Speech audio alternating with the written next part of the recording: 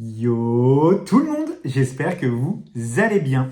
On se retrouve aujourd'hui pour une nouvelle vidéo. On est au début du mois de mars. Est-ce que ce serait pas le moment de regarder un petit peu ce qui nous attend dans les sorties livresques du mois? Quelles pépites potentielles arrivent dans les catalogues, arrivent sur les sites marchands, arrivent dans les librairies?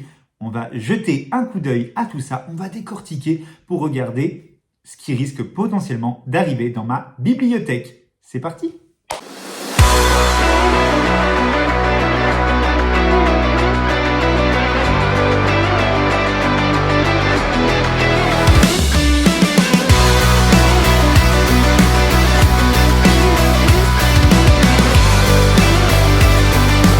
Pour commencer, le 6 mars, aux éditions Bookmark, sort une suite de séries.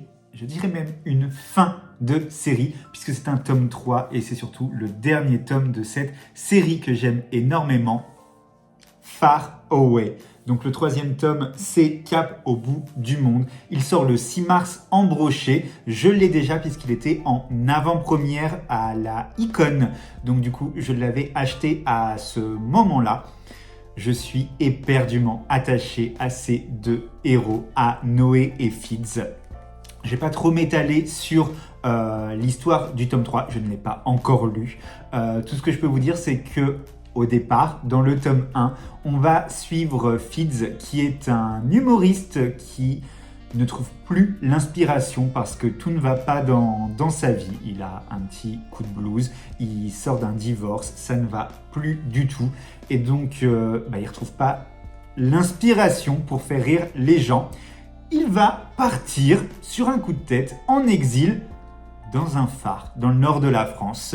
Et il va être confronté au fameux gardien de phare qui est aimable comme une porte de prison. L'un est hyper excentrique, l'autre est complètement fermé. Et ça va être la cohabitation de ces deux personnages. Donc on va les suivre dans ce phare dans le tome 1. On va les suivre à la capitale dans le tome 2. Et là, on nous dit Cap au bout du monde. Donc je pense qu'on va partir en vacances avec Fitz et Noé. Moi, cette histoire, c'est la première fois que je rigolais autant sur un livre.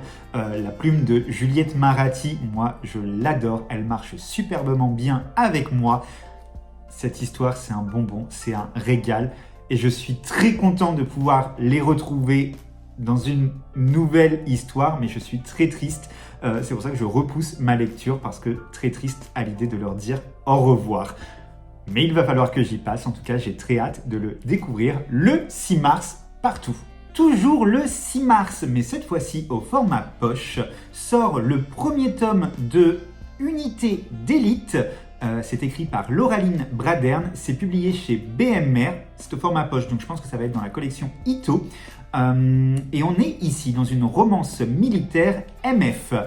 On va suivre un militaire et une militaire qui ne se connaissent pas, qui ne savent pas à quoi l'un et l'autre ressemblent tout simplement, parce qu'ils sont prisonniers d'un groupement terroriste. Voilà, ils sont apparemment emprisonnés dans le noir. L'un et l'autre ne se connaissent qu'à travers la voix. Et ils vont s'en sortir, toujours sans se voir.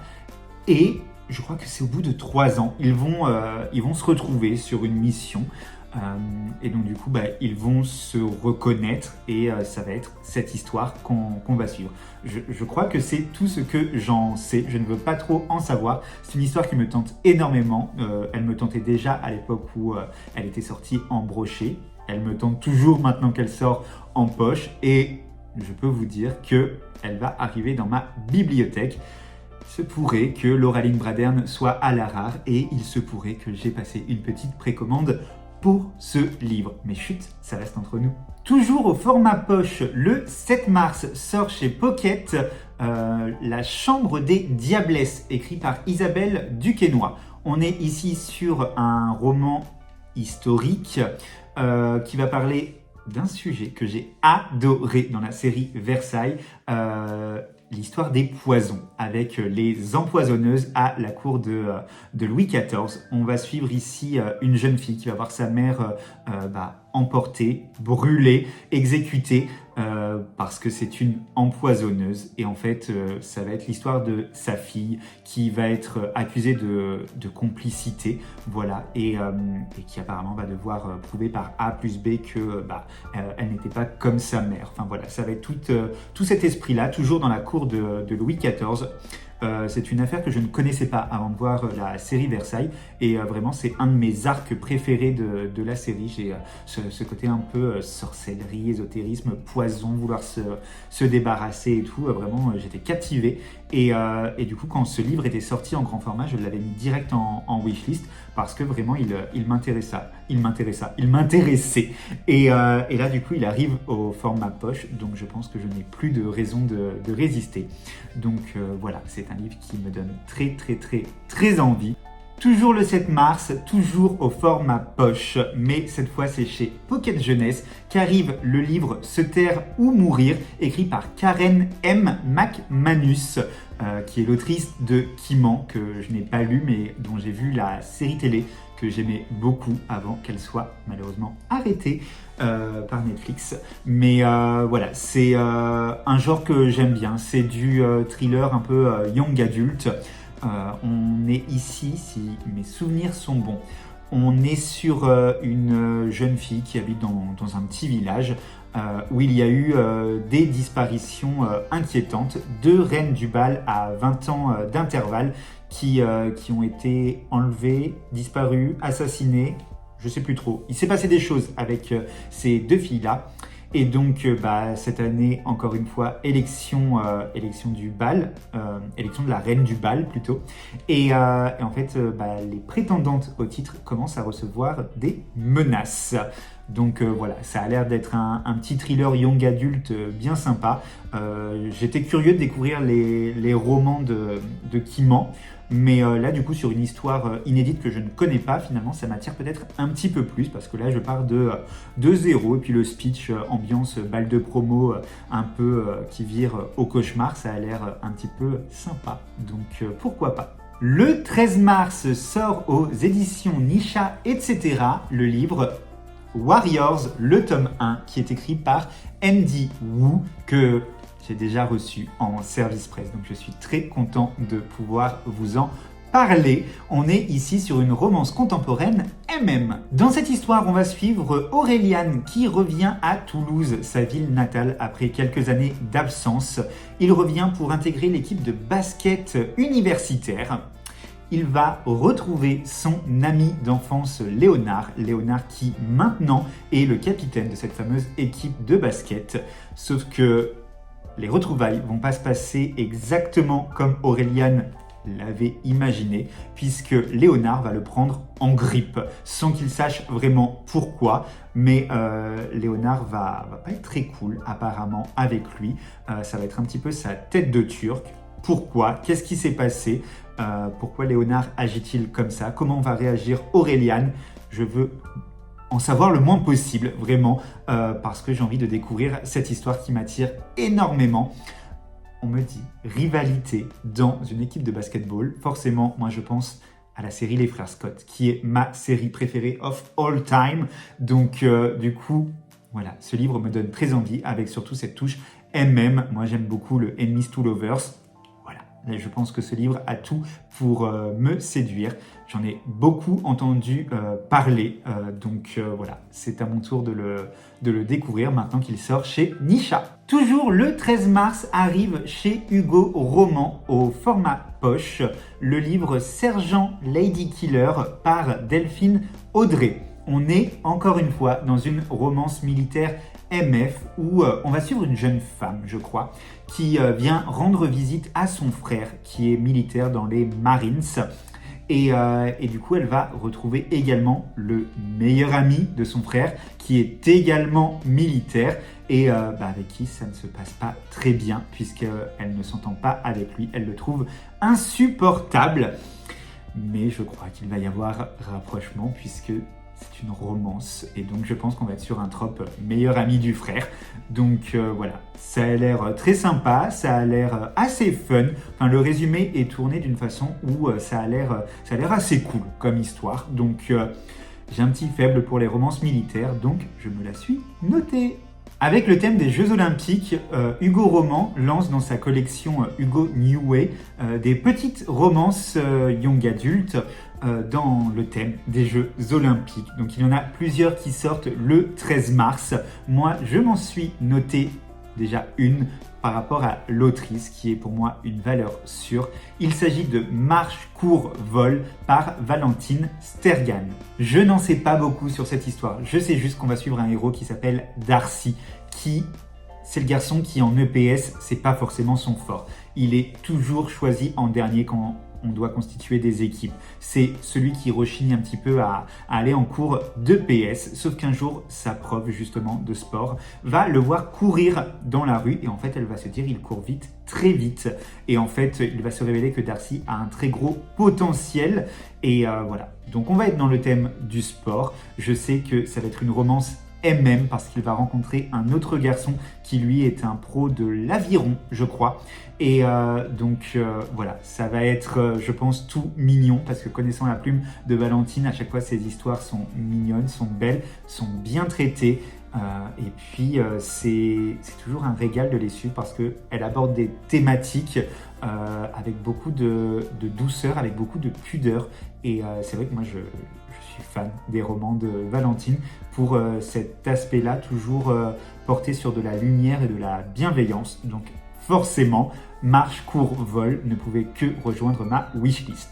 Toujours le 13 mars, toujours dans la collection New Way de chez Hugo, dans le cadre de cette collection spéciale Jeux Olympiques, il y a le livre Après les nuages qui est écrit par Erika Boyer. Si je me rappelle bien, dans cette histoire, on va suivre une jeune fille qui est passionnée par le skateboard.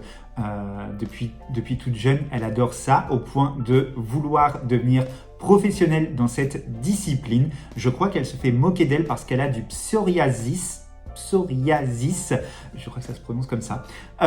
Donc du coup, c'est vrai qu'elle se fait moquer d'elle, mais elle va être poussée par son meilleur ami qui est handicapé et qui lui souhaite participer aux Jeux paralympiques. Donc je trouve que cette histoire a l'air vraiment très chouette, a l'air porteuse de beaux messages, parce que c'est vrai qu'on parle beaucoup des Jeux olympiques, mais il y a aussi les Jeux paralympiques qui sont très importants et qui, je pense, ont besoin de visibilité surtout. Et je trouve ça chouette que ce soit ce thème qui soit abordé dans cette romance young adulte. Donc forcément, il fallait qu'elle rentre dans ma wishlist et dans cette vidéo. Le 14 mars, cette fois chez Addictive, sort le livre Rebel Squad écrit par Marion Laurent. On est ici dans une romance militaire. Oui, je sais, encore une. On va être ici avec une jeune femme qui s'engage dans l'armée parce que son père... Il est arrivé quelque chose à son père, de ce que j'ai compris, au sein de l'armée. Et donc elle s'engage pour tirer un petit peu ça au clair, savoir ce qui s'est passé. Sauf que en s'engageant, elle va avoir un instructeur. Et l'instructeur, apparemment, elle le connaît bien. C'est quelqu'un qui a marqué son passé. Et donc, le côté hiérarchique, apparemment, ça va être compliqué parce que elle, c'est la recrue, lui, c'est l'instructeur. Et apparemment, ça va faire des étincelles entre les deux parce qu'ils ont un passé commun.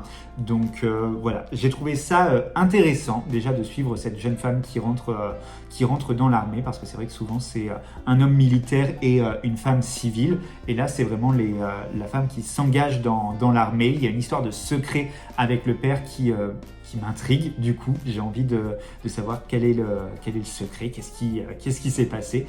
Donc voilà, j'adore encore une fois les romances militaires et celle-ci elle m'appelle du pied. Donc c'est possible que je craque. Le 14 mars sort Mes sœurs n'aimaient pas les marins, qui est écrit par Grégory Nicolas et qui sort au format poche aux éditions Pocket. On est ici dans un roman, je crois, historique. Parce que de mémoire, je ne veux pas trop m'avancer, mais de mémoire, je pense que ça se passe en 1942. Et on va suivre plusieurs générations de femmes d'une même famille, si j'ai bien compris. Et elles sont toutes unies par un drame commun. Ce sont des femmes, la mère leur a tout pris. Ce sont des femmes de marins, ce sont leur mari, leurs fils sont des disparus en mer. Et en fait, c'est cette thématique qui m'appelle, qui me donne envie, parce que c'est quelque chose qu'on ne voit pas souvent, je trouve, dans les romans. Et c'est vrai que ça a l'air très beau, ça a l'air très fort, ça a l'air criant de vérité. Donc j'ai vu ce livre déjà il y a quelques mois, et pareil, je l'avais repéré, et vraiment c'est un roman qui me donne envie pour... ça a l'air d'être un roman authentique, et c'est vrai que j'ai très envie de le découvrir. Toujours le 14 mars sort le livre Le Prix du Savoir, qui est écrit par Brittany Morris et qui est publié chez Young Novel, qui est la maison d'édition de Akata. Dans cette histoire, on va suivre un adolescent, je crois qu'il a 16 ou 17 ans, et un adolescent standard, ordinaire, mais il va se mettre d'un coup à avoir des visions. Il va voir l'avenir et surtout il va voir des drames arriver. Ça va lui provoquer beaucoup d'angoisse, beaucoup d'anxiété. Et déjà, ça j'ai trouvé ça intéressant de parler de l'anxiété. Jusqu'au jour où, dans une de ses visions, il va voir la tombe de son petit frère. Et donc il va se mettre en mode grand frère protecteur. Et voilà, c'est tout ce que je sais de cette histoire, mais ça m'a donné envie par ce côté famille, ce côté, ça a l'air d'être très contemporain, et en même temps il y a cette touche de fantastique avec le côté vision, prémonition, Phoebe Halliwell, et donc du coup ça m'a donné envie de voir. Young Novel, généralement ce sont des romans assez engagés, donc c'est pour ça, j'ai pas eu d'hésitation, et je l'ai mis dans cette vidéo. Encore une fois, le 14 mars, il s'en passe des choses en ce 14 mars, sort le livre Orphelin 88, écrit par Sarah Cohen Scalie, si je dis pas de bêtises, qui sort au format poche aux éditions PKJ Pocket Jeunesse. Une nouvelle fois, on va être ici dans un roman historique, puisqu'on va partir dans la Seconde Guerre mondiale en 1945 à Munich, où on va suivre un jeune garçon qui va être retrouvé dans les décombres, totalement amnésique. Voilà, il ne se souvient de rien, même pas de son prénom. Il ne sait pas ce qu'il fait là. Il va être recueilli, je crois, par les Alliés. Et je pense qu'on va suivre la quête pour savoir qui il est. Il va partir dans une quête identitaire, je pense, à travers un pèlerinage, parce que je crois qu'il va être considéré comme migrant. Enfin voilà, c'est une histoire qui me tentait beaucoup et que je pense que je ne veux rien en savoir. J'ai juste lu rapidement le résumé pour vous en parler, et je ne sais pas pourquoi. Je l'avais vu en rayon, ce livre, et j'avais vraiment failli l'acheter. Et rien qu'à la couverture, il m'appelait. J'avais pas craqué. Et en fait, là, du coup, il sort en poche. Donc, il m'appelle. Ça a l'air d'être une histoire qui a l'air forte, qui a l'air belle, qui tourne encore une fois autour de la Seconde Guerre mondiale et des horreurs qui étaient faites pendant cette guerre. Et voilà, je me dis, là, il sort en poche chez Pocket Jeunesse. Est-ce que ce serait pas l'occasion de craquer? On verra.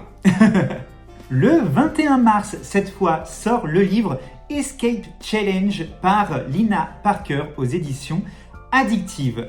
Lina Parker, c'est une autrice que je connais déjà puisque j'avais lu Campus at Sea. J'avais lu cette histoire-là. On est sur de la romance MF. Et donc dans Escape Challenge, si j'ai bien compris le résumé, on va suivre une jeune fille qui part pour 10 jours dans un enterrement de vie de jeune fille, l'enterrement de vie de jeune fille de sa meilleure amie. Ils partent faire un escape game dans un château.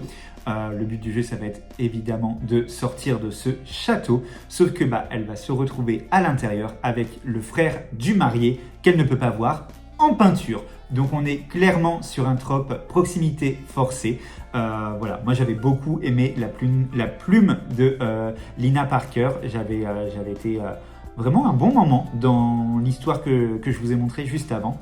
Et donc là, franchement, le trope, le côté escape game, le côté château, l'ambiance enterrement de vie de jeune fille et tout, ça a l'air très sympa, ça a l'air très fun, ça a l'air de vraiment changer. Donc voilà, il atterrit dans ma wishlist. Le 28 mars sort le livre Un jeune homme si tranquille, écrit par Yves Violier, qui sort en format poche chez Pocket. On est ici dans un roman contemporain où on va suivre un homme qui a plus de 70 ans, qui se retrouve veuf et qui arrive dans un petit village, dans un petit bourg, où il va être accueilli vraiment à bras ouverts par tout le monde. Ça va être le papy du village, j'ai l'impression. Voilà, il va se faire apprécier par tout le monde, sauf que il va se passer quelque chose. Et les gens, apparemment, vont être très, très déçus. L'impression d'avoir été trahis par cet homme. On ne nous dit pas quoi, j'ai juste relevé une phrase du résumé qui nous indique, je pense, la déception. On nous dit « L'occupation avait été ce théâtre où il a joué un rôle funeste ». Est-ce qu'il a pactisé avec les nazis pendant la guerre? Est-ce que ça a été un collabo? Voilà, moi c'est l'idée que je m'en fais. Peut-être que je suis complètement à côté de la plaque, mais en tout cas je trouve que le sujet est hyper intéressant. Ça me donne vraiment très envie de savoir ce qui s'est passé pour ce vieil homme. La réaction des gens, je crois que le point de vue, c'est le point de vue du maire du village. Et voilà, c'est une histoire qui me donne très envie de découvrir. J'ai très hâte d'en savoir plus le 28 mars. Et enfin, la dernière sortie, peut-être celle que j'attends avec le plus d'impatience depuis qu'elle a été annoncée par son autrice. Il s'agit de Cœur de mercenaire qui sort en auto-édition, qui est écrit par Juliette Maratti, qui n'a pas encore de date officielle de sortie. Il sort fin mars, voilà. Il faudra surveiller le compte Instagram de Juliette Maratti pour avoir la date finale de sortie, mais selon mes informations, c'est fin mars. Je ne vous l'ai pas dit, mais il y a 2 couvertures puisque le livre a une couverture différente. Il sera disponible en broché et en relié. Donc voilà, chaque format a sa couverture. À vous de choisir celle que vous préférez. N'hésitez pas à me dire dans les commentaires laquelle a votre préférence. Tout ça pour vous dire que je ne vais pas trop vous en dire sur l'histoire parce que moi-même je ne veux pas trop en savoir. Je sais juste qu'on va être dans une ambiance un petit peu cow-boy. On est en 1870 en Arizona et je crois qu'on va parler d'une jeune fille qui veut se venger de quelque chose et qui va faire la rencontre d'un chasseur de primes. Voilà. C'est tout ce que je vais vous en dire. Ça va être clair, ça va être concis. Moi, j'ai trop envie de le découvrir. En plus, je l'ai dit en début de vidéo, la plume de Juliette, moi c'est une plume que j'adore, que ce soit dans tous les genres, que ce soit dans la comédie, que ce soit dans la romance, que ce soit dans le drame, voilà. La plume de Juliette avec moi, elle fonctionne tout le temps. Et donc là, cette ambiance cow-boy, voilà, ça m'attire. Je ne sais pas pourquoi, mais depuis que Juliette en a parlé, moi, elle m'attire cette histoire. Et voilà, j'ai très très très envie de la découvrir. Ce sera sûrement chose faite, donc eh ben, écoutez, j'ai fait le tour des sorties de mars qui me plaisaient. Je sais que certaines copines ont dit qu'il n'y avait pas beaucoup de sorties au mois de mars. Moi, j'ai l'impression d'avoir tout noté. Donc, moi, là, j'en ai eu plein les mirettes. Je ne sais que choisir. Il y a tellement de choix ce mois-ci, je trouve. Il y avait beaucoup de choses qui me faisaient envie. Donc, j'ai vraiment trié. J'ai sélectionné... J'arrive même plus à parler. J'ai essayé de sélectionner les choses qui me tapaient vraiment à l'œil. Donc, voilà. N'hésitez pas, encore une fois, à me dire si on a des sorties en commun, si vous allez vous laisser tenter par certaines, s'il y a des sorties que vous n'aviez pas repérées, que vous ne connaissiez pas et qui peut-être vous donnent envie et augurent un craquage prochain. N'hésitez pas à me dire, je suis très très très curieux de savoir. En tout cas, j'espère que cette vidéo vous a plu. Moi, je m'arrête ici. Je vous souhaite une bonne fin de journée et je vous dis à bientôt. Ciao!